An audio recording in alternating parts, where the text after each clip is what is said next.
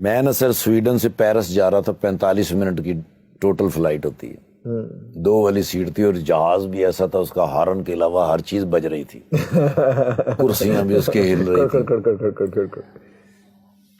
میرے ساتھ ایک بندہ بیٹھا ہوا تھا، اس نے مجھے پوچھا آر یو مسلم؟ میں کہا الحمدللہ، کہنا آئی ایم کرسچن۔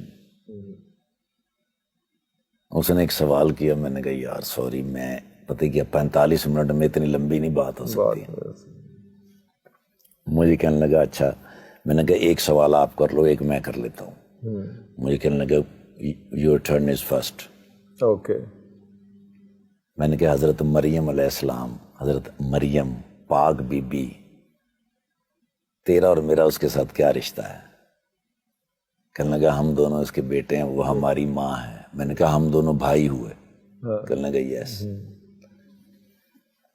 اور میں نے کہا جو میری اور تیری پاک ماں مریم کے اوپر الزام لگاتا ہے وہ دوست ہے، اور جو تیری اور میری پاک ماں کی پاکیزگی کی قسمیں کھاتا ہے، گواہی دیتا ہے، وہ دشمن ہے۔ دونوں خاموش ہو گئے۔ میں کہ اٹس یور ٹرن ناؤ۔ تو کی بچے ہونا دے کول کہنا میں نے کہا give me your telephone number, I will call you later.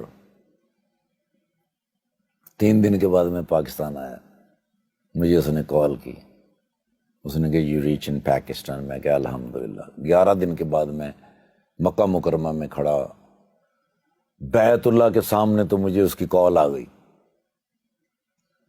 کہنا mister Iftikhar this is Daniel, where are you? میں کہا I am in front of بیت اللہ، یو نو بیت اللہ؟ کہنا آئی ڈونٹ نو۔ میں نے اس کو بتایا کہ بیت اللہ کیا ہے۔ میں نے کہا یہ وہ جگہ ہے جہاں پر ہر وہ دعا قبول ہو جاتی ہے جس کو نیت اور شوق سے مانگا جائے۔ اللہ اکبر۔ تو کہنے لگا کیا دعا مانگی؟ میں کہ یہ کہ میں اور میرا بھائی دونوں بھی کبھی یہاں کھڑے ہوں۔ او تہاڈی خیر، فساد تبران۔ اس کا فون کٹ ہو گیا، اللہ۔ اس کا میسج آیا کہ می مسٹر نذیر نمبر۔ میں نے ان کو ذکر کیا تھا، میں نے کہا سویڈن آیا تھا نذیر بھائی جان کے پاس، تو اس نے کہا give me your Nazir number. میں نے نذیر صاحب کا نمبر بھیجا، اور ساتھ میں نے نذیر صاحب کو کال کی۔ میں نے کہا ڈینیل کی کال آئے گی، خیال رکھنا، میرا بھائی ہے۔ ایک دن مکہ مکرمہ میں رہا، اگلے دن پرائیویٹ ٹیکسی سے جناب میں جا رہا ہوں، تو مجھے ڈرائیور نے کہا کہ حدود حرم مدینہ منورہ کی حدود میں داخل ہونے لگے ہیں، حضور سے اجازت بھی لے لیجئے اور درود شریف پیش کر دیجئے۔ بڑا مشکل کام ہے، بڑا مشکل کام ہے۔ وہاں حضور سے اجازت لی، مانگی، درود شریف پڑھا۔ حدود کے اندر میں انٹر ہوا ہوں تو سر میرے موبائل کے اوپر بلنک ہوا، mister Iftikhar Thakur, I was Daniel, I was Daniel۔ now I am Muhammad Umar اللہ اکبر۔ and you are in بیت اللہ، please pray for me۔ Pray for me۔ میں نے فوراً نذیر بھائی کو کال کی، میں نے نذیر بھائی، اس نے کہا ساری رات میرے پاس رہا ہے۔ میں نے کہا میرے مالک محمد رسول اللہ صلی اللہ علیہ وآلہ وسلم کے صدقے اتنے تحفے مجھے دیے زندگی میں، اس سے بڑا تحفہ کیا ہو سکتا ہے کہ ابھی تو میں حدود میں داخل ہوا تو تحفے آنے شروع ہوئے ہیں۔ مدینہ سے پرسکون جگہ کوئی نہیں ہے دنیا میں۔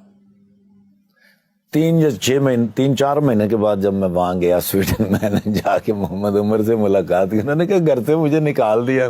کوئی نہیں خیر۔ میں نے ابھی یہ چھوٹا سا سٹور ڈالا ہے، اسی سٹور کے اوپر رہتا ہوں، اسی پہ رہتا ہوں، وہیں پہ کام شام۔ یس۔ 1 سال کے بعد وہ پاکستان آیا میرے پاس، تو ہماری ایک سٹار تھیں یہاں کی، بہت اچھی سٹار، سنگر بھی تھیں اور اداکارہ بھی بہت کمال تھی۔ میں نے ان سے ایک دفعہ پوچھا، میں نے کہا شادی کیوں نہیں کرتی؟ انہوں نے کہا میری ماں ہے، ماں کا خیال کون رکھے گا؟ میں کہا ماں جب دنیا سے چلی جائے گی، جانا تو ہے ہی، تمہارا خیال کون رکھے گا؟ ان سے میری ملاقات ہوئی تو انہوں نے کہا امی بہت بیمار ہیں۔ میں نے کہا امی تو بیمار ہیں ہی ہیں، میں نے جو بات کی تھی اس کے بارے میں کیا سوچا؟ انہوں نے کہا دیکھیں بڑا مشکل ہوتا ہے کسی شوبز کی لڑکی کا کسی کے ساتھ نکاح کر لینا اور اس کے بعد تانے سہنا ساری زندگی. میں نے کہا پھر بتاؤ کیا کرنا ہے, ہونا تو یہ چاہیے. اس نے کہا ٹھاکر بھائی آپ مجھ سے جتنا پیار کرتے ہیں, جتنا میرا احترام کرتے ہیں, جتنی میری ماں کا احترام کرتے ہیں, میں نے یہ سب کچھ آپ کے ذمہ کر دیا, جاؤ جو دل کرتا ہے کر دو. میں نے محمد عمر تو ادھر ہی تھا. اچھا وہ آلریڈی تھا ادھر.